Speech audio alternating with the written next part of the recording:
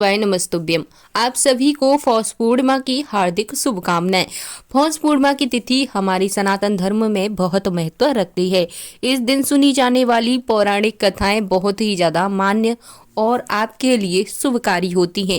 पूज्य गुरुदेव की कृपा से आप सभी को आज हम पौष पूर्णिमा की व्रत कथा सुनाने जा रहे हैं। तो आज का वीडियो अंत तक जरूर देखिए। अगर आप कोई उपाय, व्रत, पूजा पाठ पूर्णिमा के दिन नहीं कर पाते तो इन कथाओं का श्रवण करने मात्र से ही आपको फल प्राप्त होता है। हमारे सनातन धर्म में पौष पूर्णिमा का बहुत ही ज्यादा महत्व होता है, क्योंकि पूर्णिमा तिथि पर पवित्र नदी में स्नान करने के बाद विधि विधान से भगवान विष्णु और माता लक्ष्मी जी की और अपने आराध्य देवी देवताओं का पूजन करके व्रत की कथा का श्रवण करने से कई जन्मों के पाप और ताप नष्ट हो जाते हैं और सभी मनोकामनाओं की पूर्ति होती है। तो आज हम सभी अपनी मनोकामनाओं की पूर्ति और भगवान के आशीर्वाद की कामना करते हुए आज की इस दिव्य कथा का श्रवण कराने वाले हैं। तो आप सभी एकाग्रचित मन से पूर्ण श्रद्धा भक्ति के साथ में इस पौष पूर्णिमा व्रत की कथा को पूरा अवश्य सुनिए। एक बार एक ब्राह्मण देवता थे। वह रोज पीपल पर जल चढ़ाते थे, पूर्णिमा का उपवास रखते थे। जब भी वे पीपल में जल चढ़ाते तो पीपल में से एक लड़की की आवाज आती और वो कहती, पिताजी मैं तुम्हारे साथ चलूंगी। यह सुनकर ब्राह्मण देवता सूखने लगे। ब्राह्मणी एक दिन बोली, क्यों सूखे जा रहे हो? ब्राह्मण देवता ने कहा, अरे भाग्यवान, जब मैं पीपल में जल चढ़ाता हूँ तो वहां से एक लड़की की आवाज आती है और कहती है, पिताजी मैं तुम्हारे साथ चलूंगी। सुनकर ब्राह्मणी भी आश्चर्यचकित करने लगी और बोली, तो ऐसी बात है तो फिर कल उसे ले आना। हमारी 6 लड़कियां हैं, वहीं 7वीं और सही। दूसरे दिन ब्राह्मण देवता उस लड़की को अपने साथ घर लेवा कर लाए। उस दिन जब वह आटा मांगने गए तो उन्हें थैला भर भर कर आटा मिला। आटा ला करके पूरा भरा हुआ थैला ब्राह्मणी को दे दिया। तो ब्राह्मणी आटा छानने लगी तो लड़की बोली, माँ मैं छान देती हूँ। ब्राह्मणी बोली, ना बेटी, बेटी पवनी बेटी धोली, धोली हो जाएगी, तू न छान आटा। लेकिन लड़की नहीं मानी और उसने आटा छाना तो परात भर गई। फिर क्या, ब्राह्मणी खाना बनाने लगी तब भी वह लड़की बोली, माँ मैं बनाऊंगी। तो माँ बोली, ना बेटी, तेरी उंगली जल जाएगी। लड़की न मानी तो बोली, भोजन तो मैं ही बनाऊंगी। अब वो रसोई में गई तो 36 तरह के भोजन बना कर लाई। सभी ने पेट भर के खाना खाया और उस दिन तो उसे भूखे ही रहना पड़ता। उस दिन सभी ने पेट भर कर खाया। कुछ समय बाद ब्राह्मणी का भाई आया और कहने लगा, जीजी मुझे तो भूख लगी है, रोटी खाऊंगा। सुनकर ब्राह्मणी सूखने लगी कि सबने तो खाना खा लिया, अब कहाँ से इसे खिलाऊंगी। तो वह बेटी बोली, माँ क्या बात है? माँ बोली, तेरा मामा आया है, रोटी खाएगा। सुनकर लड़की रसोई घर में गई और 36 तरह के भोजन बनाकर लाई और लाकर मामा को जिमा दिए। भाई अपनी बहन से कहने लगा, जीजी ऐसा भोजन तो मैंने जीवन में कभी नहीं खाया जैसा आज खाया है। माँ बोली, तेरी भांजी ने बनाया है। मामा भेंट भर कर भोजन खाकर चला गया। शाम हुई तो लड़की बोली, माँ चौका लगा के चौका का दिया जला देना, आज मैं कोठे में सोऊंगी। माँ बोली, बेटी तू डर जाएगी, कोठे में तू मत सो, कोठे में सोगी। लड़की बोली, न मानी तो माँ जी ने कोठे में तो बोली कि तू जाकर सो जा। तो कोठे में सो गई। आधी रात को लड़की उठी और चारों तरफ आग घुमा करके देखने लगी तो चारों तरफ धन ही धन हो गया। बजाने लगी तो बाहर बूढ़े ब्राह्मण देवता सो रहे थे। वो बोले लड़की को जाता हुआ देख के कि बेटी तू कहाँ जा रही है? तो वह बोली, माँ मैं अपने घर जा रही हूँ पिताजी। तो लड़की बोली कि तू क्यों जा रही है अपने घर? वो बोली, मैं तो लक्ष्मी माता हूँ, तुम्हारे तो 6 बेटियां हैं, इसलिए तुम्हारी दरिद्रता दूर करने आई थी। ऐसा कहकर लड़की तो चली गई। सवेरे उठकर सभी लोग उसे ढूंढने लगे, पावनी बेटी कहाँ गई, पावनी बेटी कहाँ गई? तो ब्राह्मण देवता बोले, वो तो लक्ष्मी माता थी, तुम्हारे घर आई थी मेरी दरिद्रता दूर करने के लिए। जैसे लक्ष्मी माता ने उस ब्राह्मण की दरिद्रता दूर की, वैसे ही कथा सुनने वाले और कहने वाले और इस कथा का आनंद लेने वाले सभी की दरिद्रता दूर करे। लक्ष्मी माता की इस कथा को कहते और सुनते हुंकारा भरते सभी के घर धन के सुख के भंडार भरना। प्रेम से बोलिए लक्ष्मी माता की जय। प्रिय श्रोताओ, अब मैं आपको पूर्णिमा व्रत की कथा सुनाने वाली हूँ, तो इस कथा को ध्यान से सुनिए। एक बार मैया यशोदा के महल की तरफ, जहाँ इस समय मैया यशोदा कृष्ण भगवान से कुछ पूछ रही थी। क्या पूछ रही थी आप ही जान लीजिए। द्वापर युग की बात है। एक समय की बात है, यशोदा जी ने कृष्ण से कहा, कृष्ण तुम सारे संसार से उत्पन्न करके पालन पोषण करते हैं और उसके संहार करते हैं, तो आज कोई ऐसा व्रत मुझसे कहो जिसे करने से मृत्यु लोक में स्त्रियों को विधवा होने का भय ना रहे। यह व्रत सभी मनुष्यों की मनोकामनाएं भी पूर्ण करने वाला हो। तब श्री कृष्ण कहने लगे, हे माता, अति सुंदर प्रश्न किया है। मैं ऐसे प्रश्नों से बहुत ही ज्यादा प्रसन्न रहता हूँ और इनका उत्तर देने में मैं कदापि पीछे नहीं रहता हूँ। मैं आपसे ऐसे ही व्रत के बारे में विस्तार से कहूंगा। सौभाग्य की प्राप्ति के लिए स्त्रियों को 32 पूर्णमासियों का व्रत करना चाहिए। इस व्रत के करने से स्त्रियों को सौभाग्य संपत्ति मिलती है और व्रत अचल सौभाग्य देने वाला और भगवान शिव के प्रति मनुष्य मात्र की भक्ति को बढ़ाने वाला है। तब यशोदा जी कहने लगी, हे कृष्ण, सबसे पहले इस व्रत को मृत्यु लोक में किसने किया था? इसके विषय में भी मुझे विस्तार पूर्वक बताओ। तब श्री कृष्ण कहने लगे, हे माते, इस भूमंडल पर एक अत्यंत प्रसिद्ध राजा चंद्रहास से पालित अनेक प्रकार के रत्नों से परिपूर्ण कार्तिक नाम की एक नगरी थी। वहां पर धनेश्वर नाम का एक ब्राह्मण था और उसकी पत्नी अति सुशील रूपवती थी। दोनों ही इस नगरी में बड़े प्रेम से रहते थे।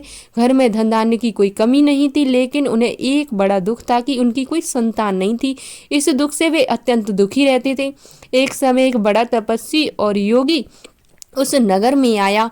वह योगी उस ब्राह्मण के घर को छोड़कर अन्य सभी के घरों से भिक्षा लाकर भोजन किया करता। एक दिन वह योगी रूपवती से भिक्षा न लेकर किसी दूसरे घर से भिक्षा लेकर गंगा के किनारे जाकर भिक्षा में मिले अन्न को प्रेम से खाने लगा। तब धनेश्वर ने योगी का यह सब कार्य किसी प्रकार से देख लिया।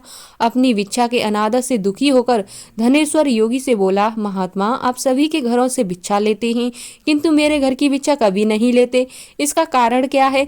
तब योगी ने कहा, निसंतान के घर की भीख पतियों के अन्न के समान होती है और जो पतियों का अन्न खाता है वो पतित हो जाता है, क्योंकि तुमने ही संतान प्राप्ति की है और इसलिए तुम पतित हो। इसी पतित के भय से मैं तुम्हारे घर की भिक्षा नहीं लेता हूँ। धनेश्वर ये बात सुनकर मन में दुखी हुआ और हाथ जोड़कर योगी के पैरों में गिर पड़ा। विनती करके स्वर में कहने लगा, हे महात्मा, अगर ऐसा है तो आप ही मुझे पुत्र प्राप्ति का कोई उपाय बताइए। आप तो सब कुछ जानने वाले हैं, मुझ पर यह अवश्य ही कृपा कीजिए। धन की मेरे घर में कोई कमी नहीं, किंतु कोई पुत्र न होने के कारण मैं अत्यंत दुखी हूँ, तो आप मेरे इस दुख को दूर करें। यह सुनकर योगी कहने लगे, हे ब्राह्मण, तुम देवी चंडी की आराधना करो। फिर घर आकर उसने अपनी पत्नी से सारा वृतांत कहा और खुद तपस्या करने के लिए वन में चला गया। वन में जाकर उसने देवी चंडी की उपासना की और उपवास किया। चंडी देवी ने सवे दिन उसको स्वप्न में दर्शन दिए और कहा, हे धनेश्वर, यह तेरे पुत्र होगा, परंतु 16 वर्ष की आयु में ही मृत्यु को प्राप्त हो जाएगा। अगर तुम दोनों पति पत्नी 32 पूर्णमासी का व्रत विधि विधान पूर्वक करोगे तो वह दीर्घ आयु होगा। जितनी तुम्हारी सामर्थ्य हो, आटे के उतने दिए बनाकर शिव जी का पूजन करना, किंतु पूर्णमासी को 32 की संख्या पूरी हो जानी चाहिए। प्रातःकाल होने पर इस स्थान के पास ही तुम्हें आम का एक वृक्ष दिखाई देगा। उस पर चढ़कर तुम एक फल तोड़कर जल्दी अपने घर लेकर जाना और अपनी पत्नी से सारा वृतांत कहना। ऋतु स्नान के बाद वह स्वच्छ होकर श्री शंकर जी का ध्यान करके उस फल को खा लेगी। तब शंकर भगवान की कृपा से उसको गर्भ ठहर जाएगा। जब ब्राह्मण प्रातः काल उठा तो उसने उस स्थान के पास ही एक आम का सुंदर सा वृक्ष देखा। वृक्ष बहुत ही सुंदर था और उस पर सुंदर सुंदर आम के फल लगे हुए थे। ब्राह्मण ने उस आम के वृक्ष पर चढ़कर फल को तोड़ने का प्रयास किया, किंतु वृक्ष पर कई बार प्रयास करने पर भी वह नहीं चढ़ पाया। अब वह बहुत ही दुखी हुआ तो वह ब्राह्मणों को बड़ी चिंता हुई। तब वह विघ्न विनाशक श्री गणेश जी की वंदना करने लगा। हे दयानिधि, अपने भक्तों के विधान का नाश करके अपने मंगल कार्य को करने वाले, दुष्टों का नाश करने वाले, रिद्धि सिद्धि के देने वाले, आप मुझ पर कृपा करें। प्रभु मुझे इतना बल दें कि मैं अपने मनोरथ को पूर्ण कर सकूं। इस प्रकार सच्चे मन से गणेश भगवान की प्रार्थना करने पर वह भगवान की कृपा से वृक्ष पर चढ़ गया। वृक्ष से फल तोड़कर उसने घर आकर अपनी पत्नी को वह फल लाकर दे दिए। उसकी पत्नी ने अपने पति से कहे अनुसार उस फल को खा लिया और वह गर्भवती हो गई। देवी चंडी की असीम कृपा से उसे एक सुंदर सा पुत्र प्राप्त हुआ, जिसका नाम उन्होंने देवीदास रखा। माता पिता के हर्ष और शोक के साथ वह बालक शुक्ल पक्ष के चंद्रमा की तरह अपने पिता के घर में पढ़ने लगा। देवी की कृपा से बालक बहुत ही सुंदर, सुशील और विद्या में निपुण हो गया। देवी की आज्ञा अनुसार उसकी माता ने 32 पूर्णमासी का व्रत रखना आरंभ कर दिया, जिससे उसका पुत्र बड़ी आयु वाला हो गया। 1.25 वर्ष लगते लगते देवीदास के माता पिता को बड़ी चिंता हो गई कि कहीं उनके पुत्र की इस वर्ष मृत्यु न हो जाए। इसलिए उन्होंने अपने मन में विचार किया कि अगर यह दुर्घटना उनके सामने हो गई तो वो कैसे सहन कर सकेंगे। इसीलिए उन्होंने देवीदास के मामा को बुलाया और कहा, हमारी इच्छा है कि देवीदास 1 वर्ष तक काशी में जाकर विद्या अध्ययन करे और तुम उसको अकेला कभी न छोड़ना। इसलिए तुम साथ में जाओ और 1 वर्ष के बाद इसको वापस लौट कर घर ले आना। और सारा प्रबंध करके उसके माता और पिता ने काशी जाने के लिए देवीदास को एक घोड़े पर बिठाया, उसके मामा को उसके साथ कर दिया। किंतु बालक के अल्पायु होने के बाद बालक को उसके मामा को कहीं नहीं धनेश्वर ने अपनी पत्नी के साथ मिलकर अपने पुत्र की मंगल कामना और दीर्घायु के लिए देवी भगवती की आराधना और पूर्णमासियों का व्रत आरंभ कर दिया। इस प्रकार बराबर 32 पूर्णमासियों का व्रत पूरा किया। कुछ समय बीत जाने के बाद एक दिन वह दोनों मामा और भांजे रास्ते में रात बिताने के लिए किसी गांव में ठहरे हुए थे। उस दिन उस गांव में एक ब्राह्मण की अत्यंत सुंदर, सुशील, विदुषी, गुणवती कन्या विवाह होने योग्य थी, जिसे धर्मशाला के अंदर वर और उसकी बारात ठहरी हुई थी। उसी धर्मशाला में देवीदास और उसके मामा भी ठहरे हुए थे। संयोगवश कन्या को तेल आदि चढ़ाकर मंडप आदि का कर्म किया गया तो लगन के समय को धनुवर्ता हो गया। वह हिलने डुलने और चलने में बिल्कुल असमर्थ हो गया। तब वर ने पिता के अपने परिवारजनों से परामर्श करके निश्चय किया कि यह देवीदास मेरे पुत्र जैसा ही सुंदर है, मैं इसके साथ ही लगन करा दूं और बाद में विवाह के सभी कार्य मेरे पुत्र के साथ हो जाएंगे। ऐसा सोचकर देवीदास के मामा से जाकर वह बोला कि तुम थोड़ी देर के लिए अपने भांजे को हमें दे दो, जिससे कि विवाह के लगन का सारा कार्य सुचारू रूप से हो सके। तो उसका मामा कहने लगा कि जो कुछ भी मधुपर्क आदि कन्या के समय वर को मिले वह सब हमें दे दिया जाए तो मेरा भांजा इस बारात का दूल्हा बन जाएगा। ये बात वर के पिता ने स्वीकार कर ली। तब मामा ने अपना भांजा वर बनने को भेज दिया और उसके साथ विवाह के सभी कार्य रात में विधि पूर्वक संपन्न हो गए। पत्नी के साथ वह भोजन नहीं कर सका। दुखी मन से वह सोचने लगा कि न जाने यह कैसी स्त्री होगी। वह एकांत में इसी सोच में पड़ा हुआ था कि उसकी आंखों में आंसू आ गए। तब उसकी पत्नी ने पूछा, क्या बात है, आप इतने उदासीन और दुखी क्यों हो रहे हो? तब उसने वो सारी बातें जो वर के पिता और उसके मामा के बीच में हुई थी वधू को बता दी। तब वह वधू कहने लगी कि यह ब्रह्म विवाह के विपरीत कैसे हो सकता है। देव, ब्राह्मण और अग्नि के सामने मैंने आपको ही अपना पति बनाया, इसीलिए आप ही मेरे पति हैं। मैं आपकी ही पत्नी रहूंगी, किसी अन्य की बिल्कुल नहीं। तब देवीदास ने कहा कि ऐसा मत करो, क्योंकि मेरी आयु बहुत थोड़ी सी है। मेरे मरने के बाद तुम्हारी क्या गति होगी, इस बात को अच्छी तरह सोच लो, समझ लो। परंतु वधू बहुत दृढ़ विचार वाली थी, बोली कि नहीं, जो गति होगी वह देखी जाएगी, वह मेरी होगी। स्वामी आप उठिए और भोजन कीजिए, आप निश्चय ही भूखे होंगे। तब देवीदास और उसकी पत्नी ने मिलकर भोजन किया और रात में वे सो गए। प्रातःकाल देवीदास ने अपनी पत्नी को 3 नगों से जड़ी हुई एक अंगूठी और एक रूमाल दिया। बोला, प्रिय, इसे संकेत समझकर रखो और शांत हो जाओ। मेरा स्मरण और जीवन जानने के लिए एक पुष्प वाटिका बना लो, उसमें सुगंधी वाली एक नव मलिका लगा लो। उसको हर दिन जल से सींचना और आनंद के साथ में खेलना, कूदना, उत्सव मनाना।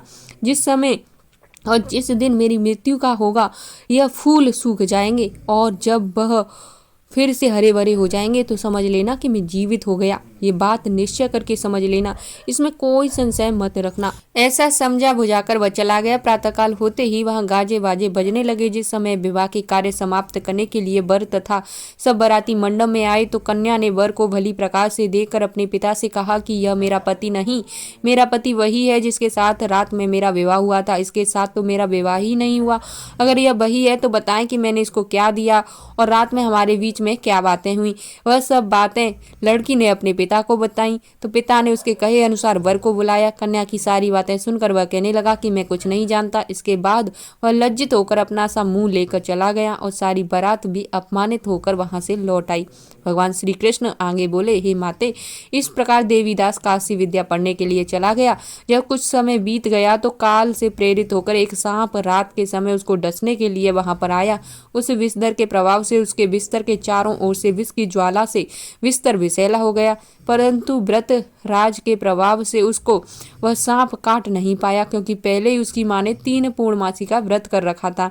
इसके बाद मध्याह्न के समय वह काल वहां पर आया, उसके शरीर से उसके प्राणों को निकालने का प्रयास करने लगा, जिससे वह मूर्छित होकर धरती पे गिर पड़ा। भगवान की कृपा से उसी समय देवी पार्वती जी के साथ में श्री शंकर जी वहां पर आ गए। उसको मूर्छित दशा में देखकर देवी पार्वती से रहा न गया।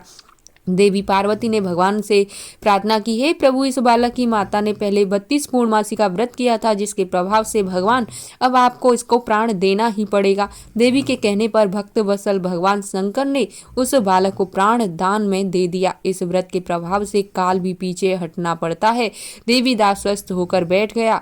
उधर उसकी पत्नी उसके काल की प्रतीक्षा किया करती थी। एक दिन उसने देखा कि पुष्प वाटिका में पुष्प जो हैं वो सूख गए हैं और नष्ट हो गए हैं, तो उसे बड़ा आश्चर्य हुआ। परंतु कुछ देर बाद वह सारे के सारे पुष्प पहले की तरह हरे भरे हो गए, तो वह समझ गई कि उसके पति पुनर्जीवित हो गए। ये देखकर वो प्रसन्नचित होकर अपने पिता से कहने लगी, पिताजी, मेरे पति जीवित हैं, आप उनको ढूंढिए। जब 1.25 वर्ष बीत गया तो देवीदास ने अपने मामा के साथ काशी से वापस अपने घर के लिए चल पड़ा। इधर उसके सास ससुर उसको ढूंढने के लिए घर से जाने ही वाले थे कि दोनों मामा भांजी वहां पर आ गईं। उसको आया देखकर उसका ससुर बड़ी प्रसन्नता के साथ उसे अपने घर में ले गया।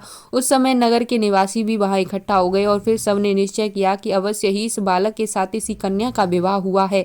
और उस बालक को जब कन्या ने देखा तो पहचान लिया और कहा कि यह तो वही है जो संकेत करके गए थे। फिर सब कहने लगे कि भला हुआ जो यह आ गया, और तब सब नगरवासियों ने खूब आनंद मनाया। कुछ दिन के बाद देवीदास अपनी पत्नी और अपने मामा के साथ अपने ससुर के घर से बहुत सारा उपहार लेकर अपने घर की ओर चल पड़ा।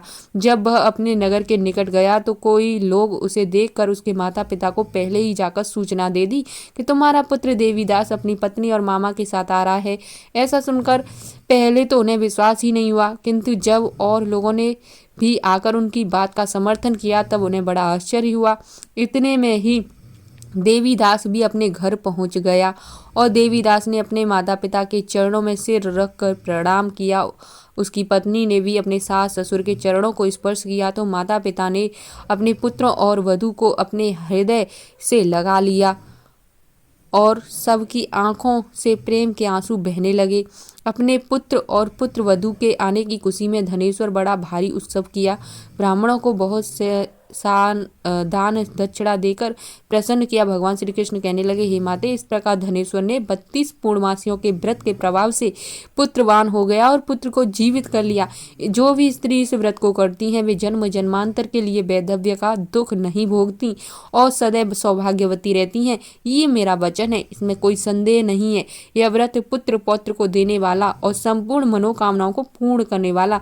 32 पूर्णमासियों के व्रत को करने से व्रती की सारी इच्छाएं भगवान की कृपा से पूर्ण हो जाती हैं। उसके जीवन में कभी किसी चीज की कमी नहीं रहती है और उसका जीवन धन धान्य से सुखी रहता है। जो भी इस कथा को सुने उसका जीवन, और जो भी इस कथा को बोले उसका जीवन हमेशा धन धान्य से परिपूर्ण रहे।